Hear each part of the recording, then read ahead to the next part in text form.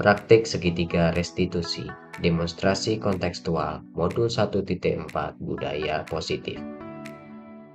Saya Wahyu Kurniawan, calon guru penggerak Angkatan 7 Kabupaten Muara Enim.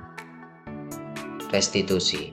Restitusi adalah proses kolaboratif yang mengajarkan murid untuk mencari solusi suatu masalah dan membantu murid berpikir tentang orang seperti apa yang mereka inginkan dan bagaimana mereka harus memperlakukan orang lain.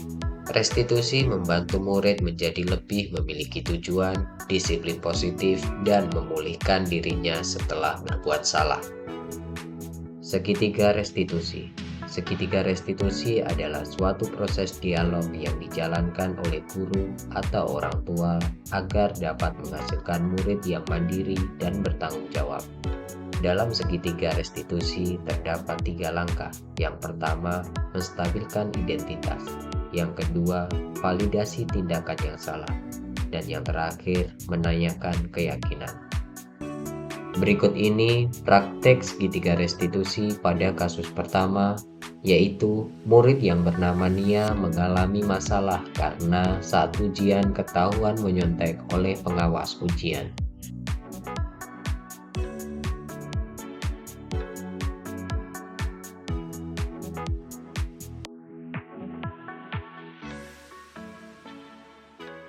Permisi, Pak. Iya, silakan masuk Nia. Silakan duduk.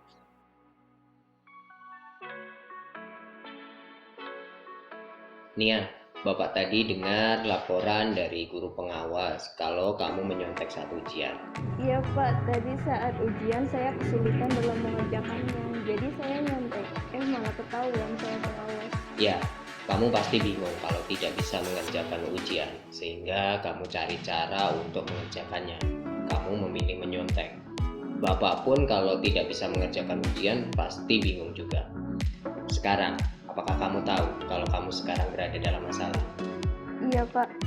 Baiklah, Bapak di sini tidak ingin mencari kesalahan kamu. Bapak ingin mencari solusi dari permasalahan ini. Kamu menyontek itu pasti punya alasan. Coba ceritakan. Semalam di rumah ada acara keluarga, Pak. Jadi saya bantu untuk mempersiapkannya. Makanya saya nggak bisa belajar dengan baik. Saya takut kalau nilai saya jelek. Makanya saya nyontek. Sekarang, tindakan kamu menyontek itu apakah sesuai dengan keyakinan kelas atau prinsip kamu? Enggak lah, Pak. Kira-kira keyakinan mana yang belum sesuai? Saya berbuat curang, Pak. Tidak jujur. Tidak mengerjakan ujian sesuai kemampuan saya sendiri.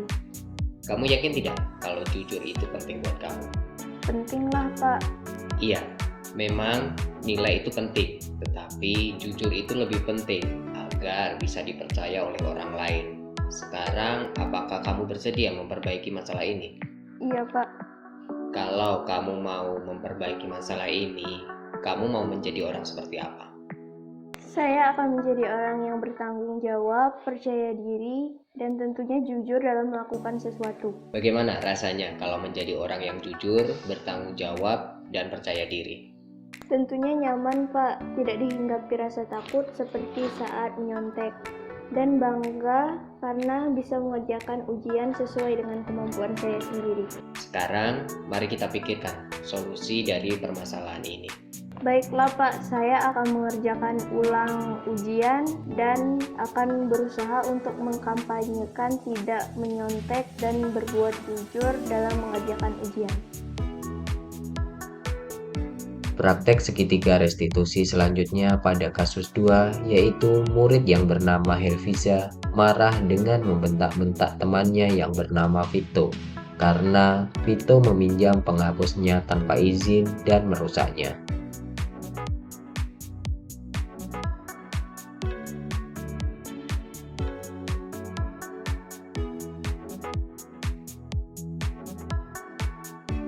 Assalamualaikum, Pak. Waalaikumsalam. Silakan masuk, Wiza. Silakan duduk. Wiza, kenapa tadi kamu bentak-bentak itu di dalam kelas? Kesel banget, Pak. Tadi Vito bisa menghapus aku tanpa izin, lalu nggak dibalikin.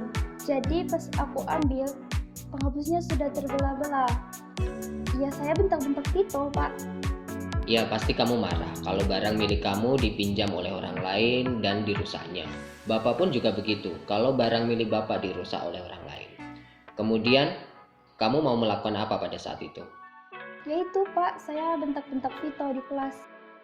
Kamu marah pasti punya alasan kan?